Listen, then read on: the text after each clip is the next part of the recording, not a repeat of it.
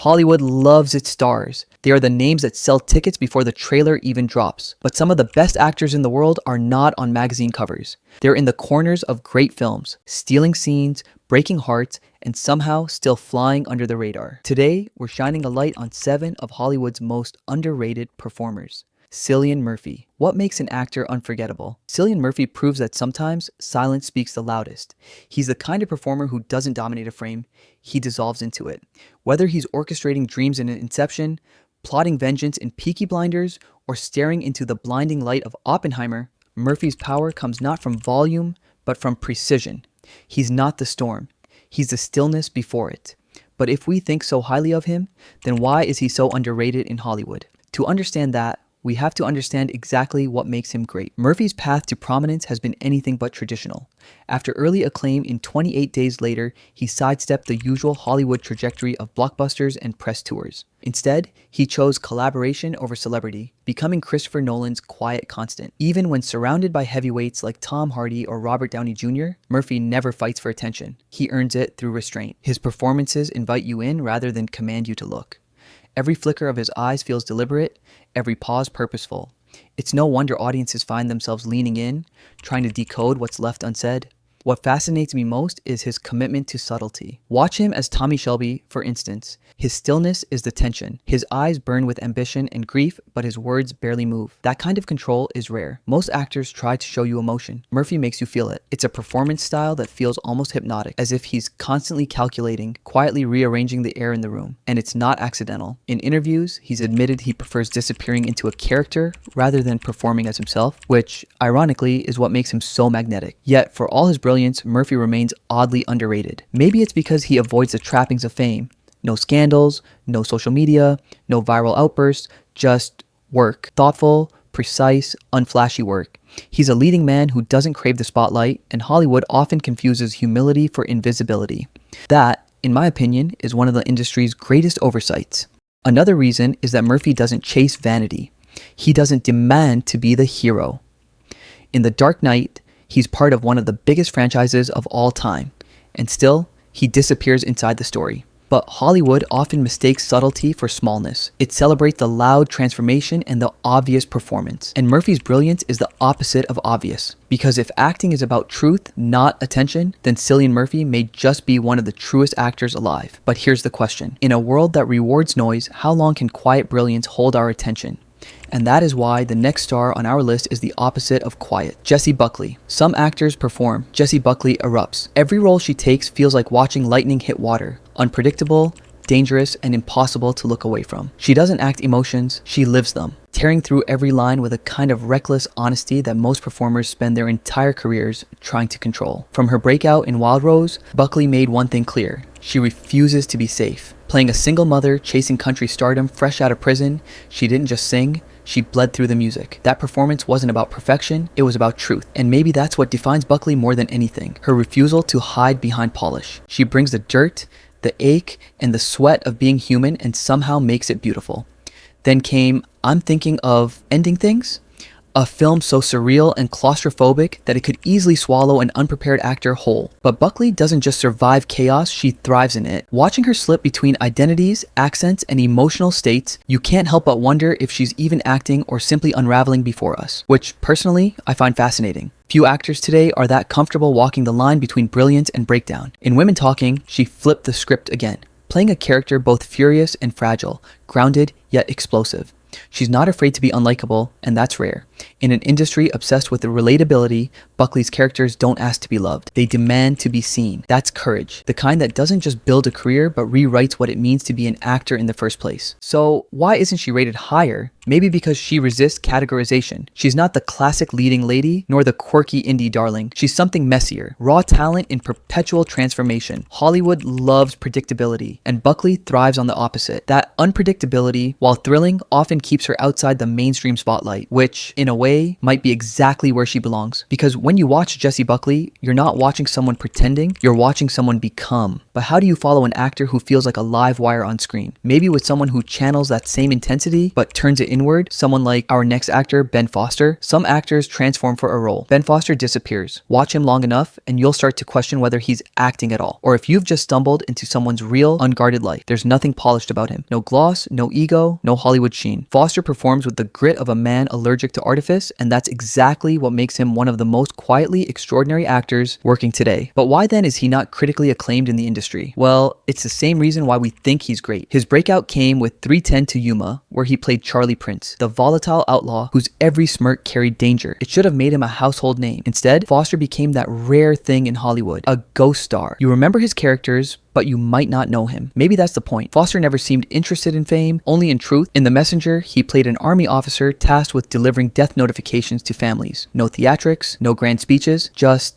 quiet devastation. It's one of those performances that sneaks up on you, raw and trembling with restraint. Then, in Hell or High Water, he turned chaos into poetry, playing a reckless brother whose loyalty feels both noble and doomed. You believe him because he's never pretending, but his greatest role might be Leave No Trace. As a father raising his daughter off the grid, Foster gives a masterclass in stillness. Every glance, every silence tells you everything about a man trying to protect his child from a world he can't live in. It's not a performance you watch, it's one you feel. There's something heartbreakingly pure about that, about an actor who doesn't care if you notice the acting at all. And that might be exactly why he's underrated. Foster rejects the fame machine entirely. No talk shows, no self-promotion, no carefully curated image. He's too busy building worlds from the inside out. And because Hollywood likes its heroes loud and shiny, Foster tends to be overlooked in most acting discourse. Personally, I think he's one of the last true craftsmen left. The kind of actor who bleeds for the work, not the applause. But while Foster hides from fame, the next actor never asked for it. She's building her legacy one quiet powerhouse performance at a time. Kaitlyn Dever. In Hollywood, where everyone seems to be reaching for the loudest note, Kaitlyn Dever has mastered the silence in between. She's not the kind of actor who demands your attention. She earns it quietly, deliberately, with performances so lived in they almost feel invasive. Watching her is like eavesdropping on someone's real life. Her breakout moment came with Booksmart, a sharp, funny coming-of-age comedy where Dever showed perfect comic timing and natural chemistry. It was the kind of performance that could have easily set her on a predictable Hollywood path. More comedies, more teen dramas, more relatable best friend roles. But Dever isn't built for comfort, she's built for truth. And almost immediately, she pivoted into something entirely different. In Unbelievable, she delivered one of the most restrained, devastating performances in recent memory. Playing a young woman whose assault is doubted by the very people meant to protect her, Dever doesn't beg for sympathy, she just exists in her pain. Her face, often motionless, becomes a battlefield of emotion. It's a masterclass in control, one that makes you feel everything she doesn't say. That's real acting, and it's rare. Then came Dopesick, where she played a factory worker pulled into the opioid crisis. Again, Dever's gift for empathy became her greatest weapon. There's no melodrama in her performance, no actorly flourishes or Oscar bait speeches, just quiet, aching realism. You can see the exhaustion in her posture, the weight of her choices in the flicker of her eyes. She turns small, human moments into seismic emotional shifts. What makes Dever so extraordinary and so underrated is that she refuses to overperform. Hollywood loves showy transformation. The accents, the prosthetics,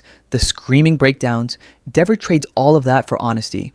She doesn't act trauma. She translates it, grounding each role in truth instead of theatrics. It's a maturity that feels almost eerie for someone so young. And yet, despite a resume that includes Booksmart, Unbelievable, Dopesick, and even the overlooked Rosalind, Dever is still treated as up and coming. It's as if Hollywood hasn't realized she's already arrived. Maybe it's because she doesn't dominate headlines or chase franchise fame, or maybe it's because subtlety, especially from a young woman, is often mistaken for smallness. But make no mistake, her work is thunder in slow motion. What is most fascinating is how Dever carries emotional chaos with composure. She can make a single silence feel louder than a scream. She reminds us that acting isn't about being seen, it's about being felt. So while Foster disappears into grit and pain, Dever sinks into empathy and restraint. Both live in truth, but they speak different cinematic languages, and if Dever is a quiet fire, the next actor is thunder, commanding, intense, and impossible to ignore. Michael Shannon. While some actors perform emotion, Michael Shannon conveys it. He's like a storm held inside glass, trembling at the edges but never shattering. He's one of those rare performers who can make you feel uneasy without saying a word. The tension comes not from what he does, but from what he's clearly capable of doing. Watching Shannon is like watching a man trying to hold back a hurricane, and somehow making that restraint look elegant. His breakout moment came with Revolutionary Road, where in just a handful of scenes, he completely hijacked the film from Leonardo DiCaprio and Kate Winslet. Playing a mentally unstable truth teller, Shannon turned what could have been a background character into the movie's moral detonator. Every line was surgical, every silence heavy with danger. You couldn't look away, not because he was loud, but because he was alive in a way that made everyone else seem artificial. From there, Shannon carved out a career defined by volatility and control in equal measure. In Take Shelter, he delivered perhaps his greatest performance, a man tormented by apocalyptic visions, building a storm shelter as the world doubts his sanity. It's a masterclass in slow implosion. He doesn't play madness as a spectacle. He plays it as a burden. You feel his fear, his confusion, and his need to protect what he loves, even if it destroys him. It's haunting, and it's heartbreakingly human. Then there's Nocturnal Animals, where Shannon's Texas lawman, chain-smoking and world-weary, becomes a symbol of moral decay and reluctant justice. His performance walks a razor's edge between menace and empathy, and in The Shape of Water, he transforms the villain archetype into something uncomfortably real, a man so desperate for control that he loses his soul trying to maintain it. What makes Shannon so underrated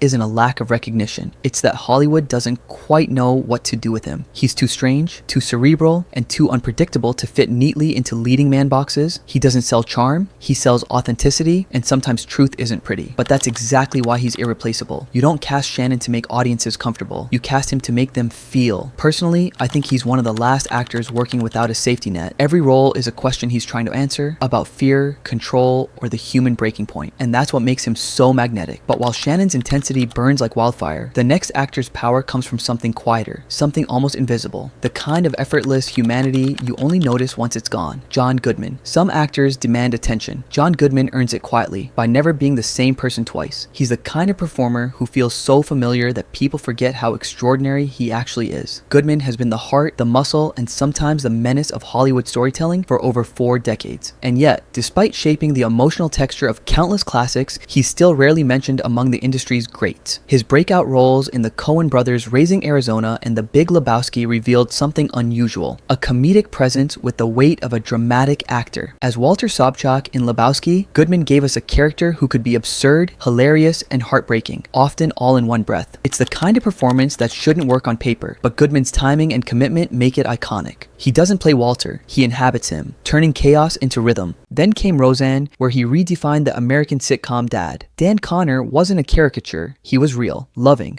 flawed, exhausted, and deeply human. Through humor, Goodman delivered authenticity, and that's harder than any Oscar-winning monologue. Most actors could only hope for one defining role. Goodman had 2 before the 90s even ended, but it's in his darker turns that his brilliance becomes undeniable. In 10 Cloverfield Lane, he crafted one of the most terrifyingly human villains in modern cinema. His Howard is paranoid, manipulative, and delusional, but never cartoonish. You believe him, even when you don't want to. Every smile feels like a threat. Every silence feels like a scream. It's one of those rare performances where you catch yourself holding your breath without realizing it. And yet, Goodman's versatility doesn't stop there. Barton Fink, Oh Brother, Where Art Thou, Flight. Each role a masterclass in transformation. He can be a monster or a mentor, a joke or a revelation. His range is so vast that it often hides in plain sight. We've grown so used to his excellence that we forget to celebrate it. And maybe that's the real reason Goodman is underrated. He's the foundation that makes everyone else look better. The ultimate scene partner, the actor's actor. He's never needed the spotlight because he is the spotlight that makes everybody shine brighter. Personally, I think John Goodman represents something Hollywood has almost forgotten. Reliability with soul. You trust him, and in that trust, he surprises you. And that is what makes our final actor so great. He's not on our list because Hollywood never gave him his flowers. It's because it was never enough. Willem Dafoe. Some actors chase comfort, and then there's Willem Dafoe, who runs in the opposite direction. If the others on this list represent different shades of greatness, Dafoe is the prism itself, bending light,